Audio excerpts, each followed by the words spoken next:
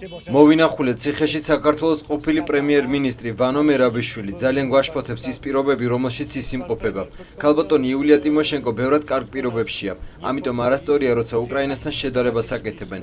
ვანო მერაბიშვილს არ აქვს საშუალება, რომ თავისი ოჯახის წევრებს შეხვდეს. ცივილიზებულ ქვეყანაში ასეთი ფაქტები მხოლოდ მაშინ ხდება, როდესაც საქმე ეხება დიდ კრიმინალს. ასეთ შემთხვევაში კი ეს ასე არ არის. ვანო მერაბიშვილისთან ნებისმიერი პატიმარის დღეს იმყოფება ბევრად უკეთეს პირობებში, ვიდრე ისინი ამყოფებდნენ, ნაციონალები ამყოფებდნენ ადამიანებს. დღეს იქ არ ხდება ადამიანის უფლებების დარღვევა, დღეს ადამიანის უფლებები იქ არის დაცული. დაკავშირებული ჯანდაცვასთან დაკავშირებული პრობლემები არის მოგვარებული ისე როგორც არასდროს და ეხლა რამე განსაკუთრებული პირობები ისევ და ისევ გავიმეორებ ჩემ ნათქვამს ციხე ზოგადად არ არის კემპინსკის სასტუმრო და ცხადია ის პირობები რაც არის კემპინსკისში არ იქნება არც მე-9 დაწესებულებაში არც მე-17-ში და არც სხვაგან სადღაც